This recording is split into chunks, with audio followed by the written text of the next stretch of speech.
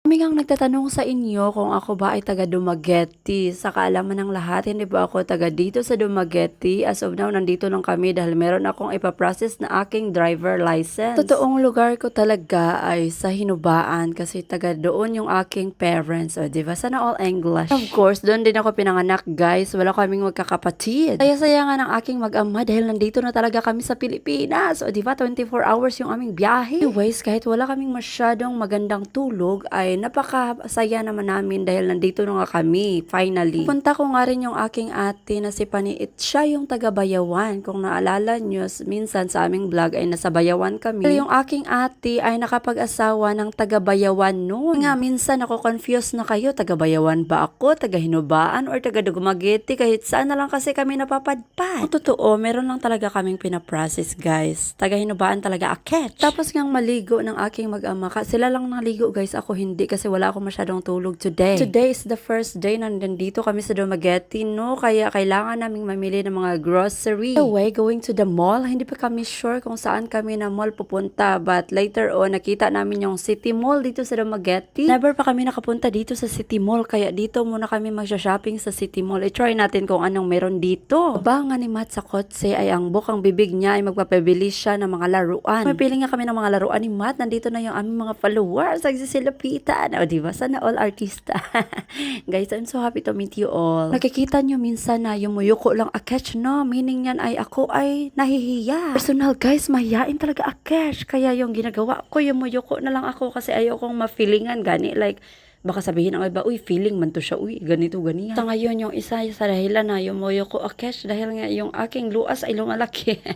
Grabe, ang sakit ng luas ni luas na naman ako dito sa Pilipinas. Anyway, nakabili na nga ako itong laruan ni Matt at saka ni Lily. Of course, kailangan dalawa sila meron, no? Pag isa lang yung meron, inaagawan na naman ni Matite kung si Lily lang yung meron. Dapat isa-isa talaga sila. More nga kami nag-shopping before kami pumunta dito sa shop ay naglista na ako ng mga kailanganin namin. Of course, para madali yung ating buhay ay mabilisan lang din yung aming pagpili. And then ito nga si Tata ay marami siyang sinasabi. Baka nung nag-vlog daw ako ay marami na daw akong mga fans ba piling artista. Kanang nasa-shock siya, guys, kasi maraming nagpapapicture sa amin. Yan niya sa akin na kailangan daw namin kumuha ng security guard. Uy, ka-uwi, sabi ko sa kanya.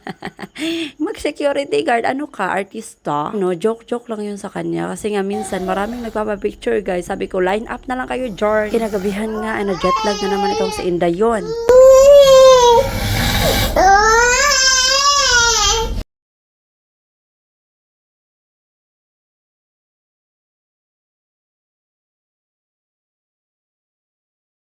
Tataka nga ako, guys, kasi nga bakit talaga niya i-open itong bintana namin. Nag-isip na tuloy akesh na may aswang dyan sa bintana. Hindi kasi nag-12 midnight, hindi ito siya naging ganito. Kaya natatakot akesh sa mga ginagawa niya. Isip na tuloy ako ng mga wakwak, ungo, aswang. Sa bintana pa naman nag-ano, tapos pa ano-ano ng ulo. Hello guys, for today's video, ako ay magre-renew ng aking driver license. Isa sa mga dahilan bakit kami nagpa-Pilipinas. Of course, 4 AM pa nga lang dito ay nagpe-prepare na kami kasi nga sabi ng atik ko, marami daw magla-line up every morning. Sama pala natin ngayon si Lily doon sa LTO. Hindi ko nga pwedeng iwan yung dalawang bata-batuta ko dito kay Mikal dahil hindi niya kaya. Of course, nagbe-breastfeeding din aketch kay Lily, no? Kaya kailangan ko talaga siyang dalhin kung saan ako mapadpad. Bihis na nga din yung ate ko, din after that, alis na kami mga 5 AM. Ang maaga lang kami ni Lily kasi nga hindi siya makatulog. Guys, si Inday yun ay iwan ko anong nangyari sa kanya. Na-jetlag din ba to siya? Kasi kahapon, nagising ako 9. Na sumakit yung ulo ko. Sumakit yung baywang ko. Natotoo lang, sumakit talaga yung ulo ko kahapon. And then natulog kami mga 8 siguro yun. Then, nagising ako mga 9. And then siya, tulog pa siya. Then nakagising siya, guys, mga alas 11. So natulog na, nagtulog-tulogan yung aking ate at saka si Matt. Kasi pinatulog ko si Matt doon sa kabilang kwarto kasi maliit nga lang yung space namin dito. Dahil yung bed namin is okay lang pang dalawa or kaya kaming tatlo. And then ang nangyari, 11 hanggang ngayon ay hindi siya nakatulog ulit. Kasi si Matt, ayaw niya gustong matulog na kasama yung kapatid ko. Gusto niya ako. So ito siya dahil nagising siya 11. Yung kapatid ko na yung nagbantay sa kanya. Ano, malatisan naman siya. Oh. Siya kuan. So ngayon, kaya may lakad ako, kaya maaga akong nagising. At saka yung ate ko, hindi siya nakatulog. Gumising ako mga 4. Kasi pinatulog ako ng ate ko. So gumising ako mga 4. Siya, wala siya nakatulog. Kaya mamaya, puhon-puhon sa pagkatapos ng aming lakad. Sana ngay mas successful yung lakad namin today. Ay, ito ako magbabantay sa kanila. Patulogin ko naman yung ate ko kasi kawawa, walang tulog. No? Uy, tulog-tulog, parang zombie. Wakwak na ka. Wakwak. Ito nga, wakwak. Ungo. Aswang. Ano pa dyan? Huh? Na-jet lag siguro to siya, guys. Anong oras na kasi kailangan naming lumayas mga 5. Pag-grab kami, guys, kasi dito, pag hindi ka mag-grab, napakamahal yung kanilang singil. Like, sinisingilan kami nila ng 150. Kahit papunta lang kami dyan sa Changi, bibili ng alam nyo na, kailangan namin dito sa aming room. Hindi, palahi ko, ano yung sulod niya? Kanari sulod. Oo. Naog sa akong pakuha ako, grab. Sige. Hello, mga kaungo. Mangungo kita. Ay. Kaduluma pa, alas 4 pa dito. So, si Lily ay among ipakaon sa ungo. Kaway na to gabi, guys. Nanguan siya. Nagsigig pamintana. Bisag alas 12 dako. Sadto si guys ay hindi kami nakikita ng Grab kaya naglakad na lang kami papunta dito. Charis, nakikita kami ng motorsiklo guys na single. Yun yung sinakyan namin. Doon sa inabangan namin guys, walang mga makakapasok na motorcycle or kaya tricycle. Kang maaga pa kasi kaya walang available. Pero pag mga ganitong oras na marami ng available guys na pumapasok doon. Anyways, update sa ating pag-process ng driver license ay ako na nga pala yung aking renewal but receipt lang yung binigay sa akin ng LTO, wala yung card ba? Ito na yung katanungan ko sa inyo na hindi ko malaman-laman kung kailan ko makuha yung aking ID card. Kasi ni Mikali, yun daw yun yung kailangan ko, hindi yung receipt na nagbayad ako doon sa LTO. Nagpa-renew or nag-process ng kanilang mga driver license non-proof. Kailan nyo po ba nakuha yung inyong mga ID card? Kasi ako wala pa akong idea. Sabi lang kasi ng cashier doon, no, binigay niya sa akin yung receipt, is tapos na daw yung aking pag-process. Tapos hindi siya nagbigay ng other information like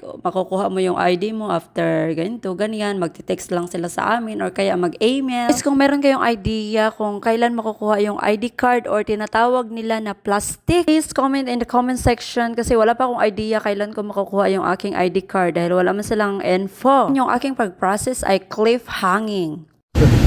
Hi, Mati. You say hi, Mati. Open the Dali. Hi, Ate. Say hi, Ate. Open the window. Open the window, baby. Open the window, baby. Hi, Lily! Hi! Hi, Lily! Kamusta?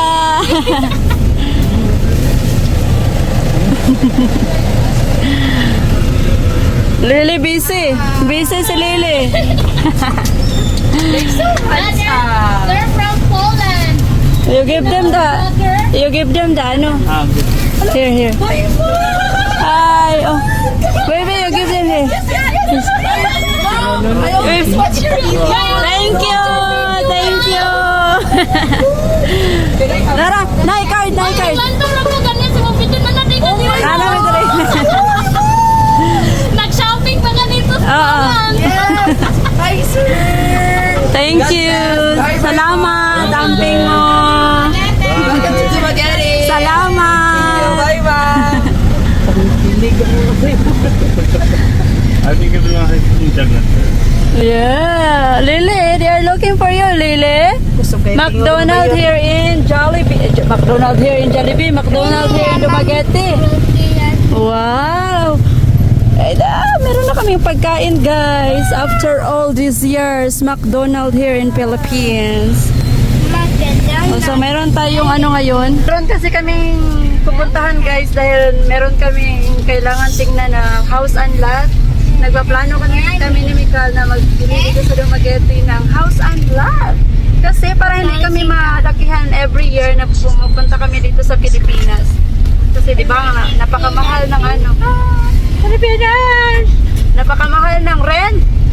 Kaya nagpaplano talaga kami na meron kami sariling bahay. para hindi naman malakihan kami every bakasyones, no? Kainan ko muna to si Lily, si Matiti at saka yung ate ko para hindi sila mapasmo. Kay pasmo na daan.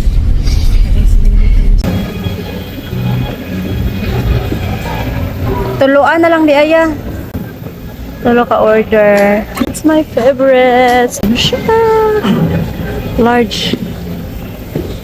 Large kay hangol ra ba ko? Asa naman to sila? Dala na.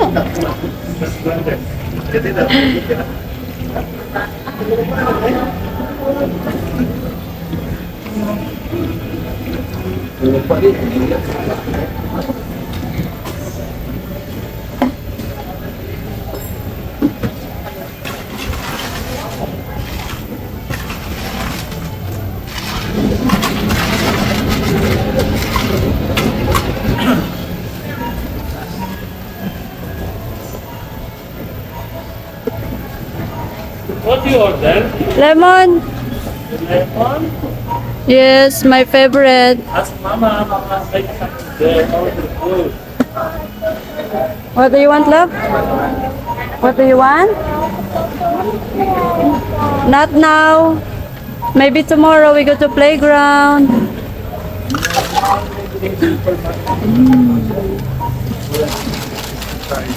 Dobra. Dzięki za oglądanie. Oh, sarap.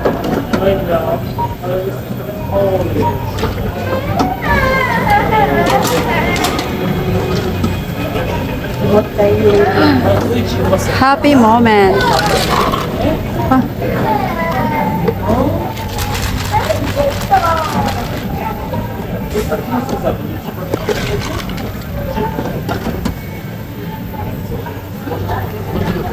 Albo tego Spidermana.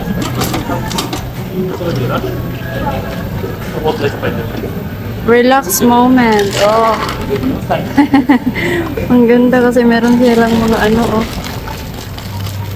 Relax, enjoy, ah. Relax ka dyan, Lile.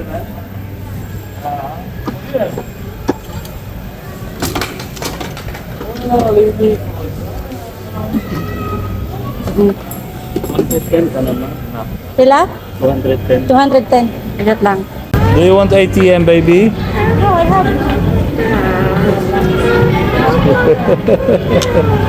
Co? Poczekaj, bo tu mamę nagrywam. Razem pójdziemy, tam jest winda.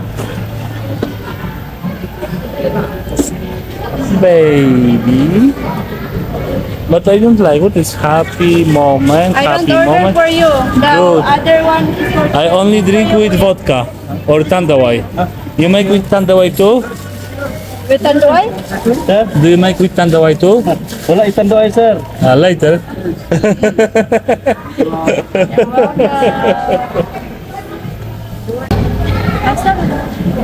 Ganang strong.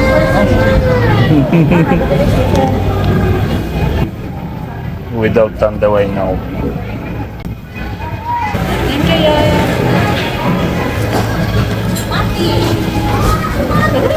Say hi. Yes, just to the elevator. Let's go.